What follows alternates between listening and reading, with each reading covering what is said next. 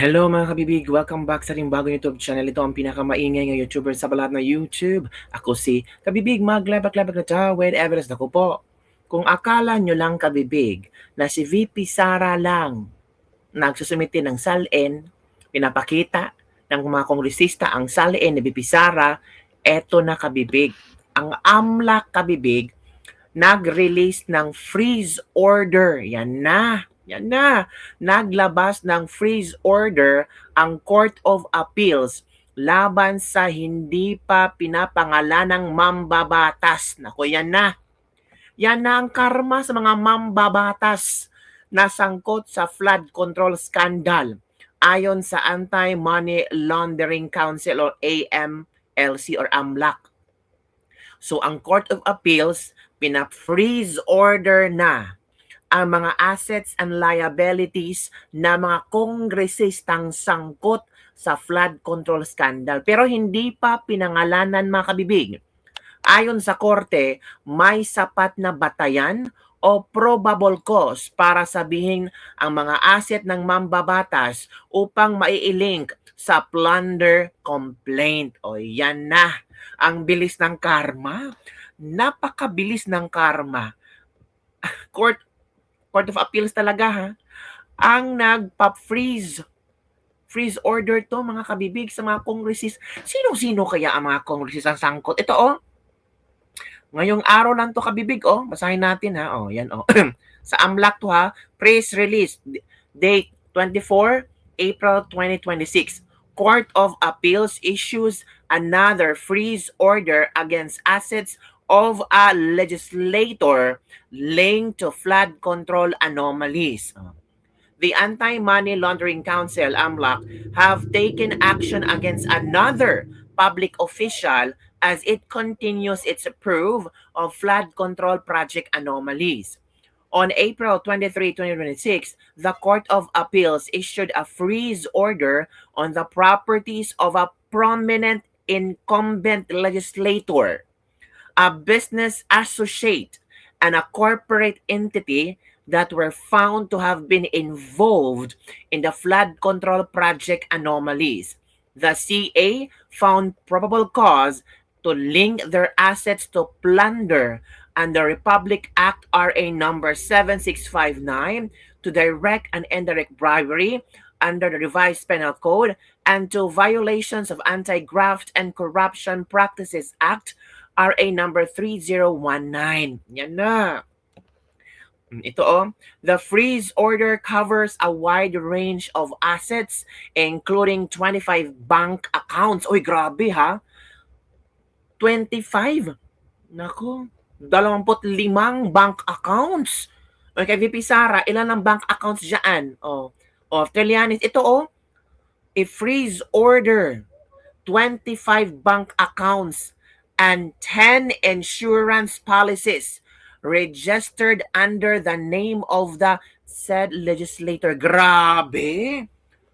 25 ka mga bangko, accounts ha, may 10 insurance policies pa na nakapangalan lang sa isang legislator.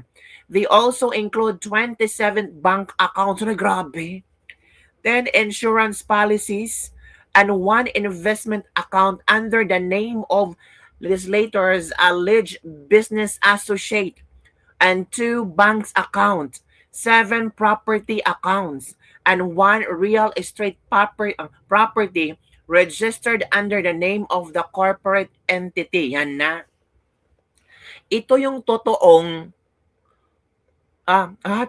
makinig kayo, ito yung totoong plunder. Ito yung totoong magnanakaw. Ang AMLAC na ang nag-aksyon. Yung kay VP Sara, 20 years. May action ba ang AMLAC? Ang Court of Appeals nag-freeze order ba sa AMLAC na pamagitan ng AMLAC? Hindi naman na. Pero ito nabasa nyo naman kabibig, di ba? Sino kay mga kongresistang ito kabibig? Grabe, 25 bank accounts, 10 insurance policies, another 27 bank accounts, 10 insurance policy, 1 investment account, 2 bank accounts, 7 property accounts, and 1 real estate property. Wala, grabe mga kabibig. Tapos si BP Sara, wala man lang mga ebidensya. Hinatulan nyo na? Tapos sabihin nyo, hindi nag-coincide ang salin ni BP Sara at sa mga transactions niya sa AMLAC. Oh, na nakita sa AMLAC. Ay, naku rin doon. Yan na. The filing of this petition for freeze order underscores the AMLAC's continuous commitment to uphold public accountability and protecting the integrity of the Philippine financial system. Dapat sana, ito yung ginawa ng AMLAC kay VP Sara, pero hindi eh. Oh, umabot na ng 20 years. Ilang mga transactions walang ginawa ang AMLAC. Diba? Walang action. So meaning, meron nga suspicious, pero it doesn't mean suspicious, illegal na. Ito kabibig. Ito mga kongresistang ito.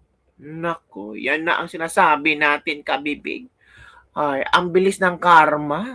At ito pa kabibig, the other one issue kabibig, ito kabibig ha, may papakita ako sa inyo. Naku, mga salin ng kongresista. Lahat ng salin ng kongres, ito kabibig, ito na. Hinahanap yung ang salin ni BP Sara, Ombudsman Remulla, inatasan lahat ng kongresistang magsumite ng kailang salin mula 10 taong panunungkulan. Yan na. 10 years na kanilang pagserbisyo sa gobyerno, hinahanap ni Remulla ngayon sa aliin nila. Makinig tayo. Natasan po ni Ombudsman Remulla ang lahat po ng mga Congress o mga mambabatas na magsumite ng kanilang statement of assets, liabilities and net worth mula sa 10 taon na kanilang panunungkulan. May update po dyan si Bongbong Grant Hilario. Inatasan ni Ombudsman Jesus Crispin Boying Remulla ang lahat ng mga kinatawan sa Kongreso na ibahagi ang kanilang Statement of Assets, Liabilities and Net Worth sa Tanod Bayan. Inihingian niya sa mga kongresista ang salin na ito mula at hanggang 10 taon panunungkulan, posisyon o katagal bilang mambabatas. Maging at lahat ng Secretary General sa malipas na 1 dekada, kasama pati Deputy Secretary Generals ay inutusan din magsumite ng kanilang kopya ng naturang dokumento. Kung kaya't hiling niya ay tumalima at sumunod ang mga opisyal sa kanilang direktiba kasabay ng pagbibigay babala sakaling hindi tumupad sa kautusan. Habang ibinagi naman kayo, mga kongresista, Justice Committee, magsumite na kayo ng salin. Mula 10 taong panunungkulan nyo dyan. Kayo, kinikriticize nyo ang salin ni BP Sara. Sabi nyo, bakit walang cash in hands dyan? And so on and so forth. Kumusta kaya mga salin nyo? Tinatawag na kayo ni Remulla, magsumite na kayo ng salin nyo, Redon, Luistro at yung iba pa dyan, Dilima, yung mga Makabayan Black, magsumite na kayo ng salin. Ni Ombudsman Remulla ang kanyang hinaing sa Secretary General ng House of Representatives sa pag-iwas umano nito na ibigay ang mga salin na kanilang hinihingi. May ituturing anya ito bilang problema sapagkat gate opisyal na tungkulin ng opisina kilalanin ang subpoena inisyu ng Tanod Bayan. Yes, pero ang Secretary General kasi matagal nang umiiwas na ibigay sa amin ang nire-request namin mga salin. Umiiwas. At ito po ay Bakit kaya umiiwas? May tinatago ba? Or ayaw lang mabuko? Si BP Sara nga, grabe yung pag-scrutinize nyo sa kanyang salin. Kayo din. Nakaroon tayo ng medyo problema sapagkat ito po ay tungkulin nila sumunod sa kautusan ng Ombudsman. Tungkulin po nila yan. Kaya ngayon, ang sasabihin ko na sa publiko, lahat po ng congressman, hinihingi po namin ang salin ng 10 taon at kung gaano katagal man sila sa Kongreso. At lahat po ng Secretary General at na nakaraan mula sa 10 taon na hanggang sa mga Deputy Secretary Generals, hinihingi rin po namin ang kanilang mga salin. Bibigyan pa namin sa subpoena sila. At sana, huwag silang magkakamaling huminti sapagkat hindi po kami papayag na hindi sila mag-comply sa aming kautusan. Patungkol sa pag-utos ni Ombudsman Remulla sa mga kongresista na magsumite o ibahagi ang salin sa kanila, mayroon na silang inisyal na komunikasyon kay House Speaker Bogie D. Pati rin sa Secretary General ng Kamara ay nakipag-ugnayan na rin sila, ngunit ipinagtataka kung bakit hindi ito sumunod sa kanilang pinag-usapan. Meron na ho. At nag-usap pa kami ng Secretary General.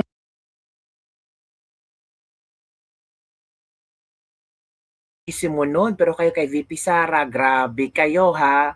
Grabe kayo kung makakriticize kay VP Sara, pero kayo din pala hindi sumunod mga kongresista. Uy, nakakahiya naman yan. Proud na proud pa kayo sa Justice Committee.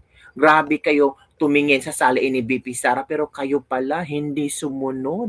Buti pa si VP Sara, nagsumiti ng kanyang saliin sa ombudsman. 'Di ba? Kaya nga meron kayong copy ng saliin ni VP Sara. Kayo hindi sumunod, hindi nagpasa ng salin. Ano, nakakahiya. O, sino ngayon ang responsable at irresponsableng politiko? 'Di ba? Nakikita na namin talaga ang tunay na mga kulay niyo. 'Di ba? O, ito sabi ni Boyeng Remulla, Ombudsman Boyeng Remulla, magsumiti kayo ng mga salin nyo mula ng 10 taong panunungkulan nyo. Si VP Sara, kumpleto ang salin. Kayo kaya? Kumusta kaya mga salin nyo? Bakit hindi kayo nagsusumiti sa Ombudsman? May tinatago ba kayo? Nabuking. Isang linggo, 2 linggo na nakararaan. Kami nagtataka kung bakit hindi sila nag-comply sa aming pinag-usapan. Habang aminado si Ombudsman Remulla na hindi niya maintindihan ang dahilan sa hindi pagsusumite ng mga kongresista ng kanilang salin sa Tanod Bayan. Ay nako, huwag ka nang magtaka, Remulla. Alam mo na ang rason.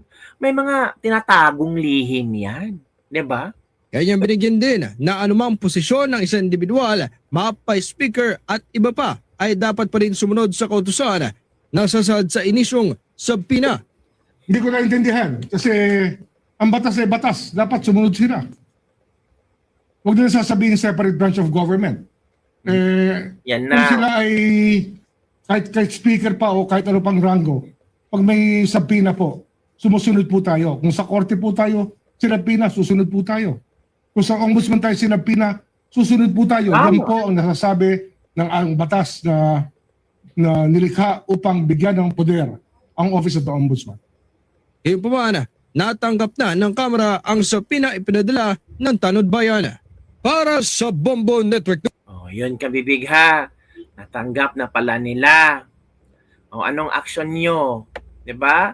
Tapos kayo, grabe kayo makakriticize sa salin ni VP Sara. Kayo din pala, hindi nagsusumiti ng mga salin nyo, nakakahiya. Ito talaga, no? Ang galing-galing mag-critic. Ang galing-galing pumuna ng mga kung ano-anong napuna nila sa salin ni VP. Sila pala ang number 1 law bender, mga kongresistang ito. Hindi nagsusumiti ng salin. Si VP Sara hindi nahiya, oh. Alam niya ang kanyang mga liabilities, assets and liabilities. Submit. Hinahanap yung salin ni VP Sara. Nandyan lahat. May problema ba si Ombudsman Boyeng Remulla no? Pag-submit sa salin ni VP Sara? Wala.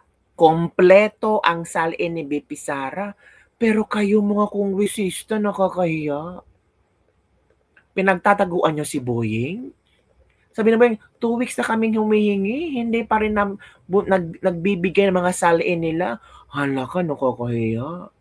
Takot kayong malaman ang mga sikretong tinatago ninyo. Kaya ngayon, ang AMLAC, meron na talagang freeze order sa mga kongresistang sangkot sa flood control anomalies. Lahat ng assets nila, bank account, ang daming bank accounts, freeze ng kabibig. Yan ang sinasabi natin. Karma lang yan. Nagbobomirang lahat ng ginawa nyo kay VP Sara. O, gusto nyong maano si VP Sara, ang tawag dito, gisahin ng mga tao. Yung nilagay yung witness si Trillanes, questionable yung mga sinasabi. Maraming nagdepensa kay VP Sara.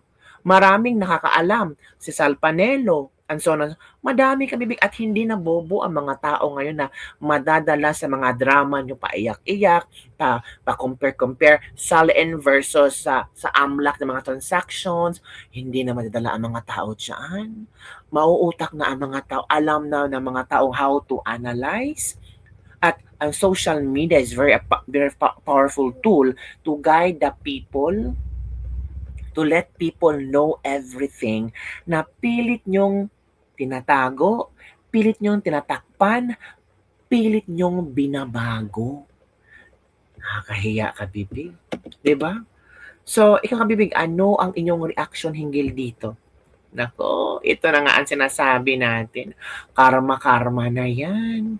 Darating talaga ang panahon na kung ano ang ginawa nyo kay BP Sara, babalik at babalik talaga yan. Wow. Knowing si BP Sara, nanahimik lang, trabaho lang sa OVP, di ba? Pero kayo, anong ginawa nyo? Grabe kayo. As in, super duper grabe. Kawawa si BP Sara. Ay, nako kabibig. So, ano ang iyong reaction hinggil dito mga kabibig? Ako, ilabas yun na yung mga, nyo, tawag dito, mga salin nyo, para magkaalaman na talaga. Ilabas yun na, huwag na kayong mahiya. Ba't pa kayo mahiya? Anong tinatago nyo? BP Sara nga, kompleto ang salin, kayo hindi pala. Mas nakakahiya kayo mga kabibig. Nakakahiya sila, di ba? Nakakahiya kayong lahat. Tapos, confident kayo bilang Justice Committee. Tapos, kayo din pala, may mga tinatagong lihim. May mga hindi sinasabi, hindi sinusubmiti ng mga salin nyo. Ay, nako. Yun na nga, mga kabibig. So, yun po, kabibig, ang ating Latest Libag-Libag for today. Don't forget to like, subscribe, and share this video para sa mga latest trending news na ating pag-usap-usapan. Bye, everyone. See you next time. Grabe sila, no?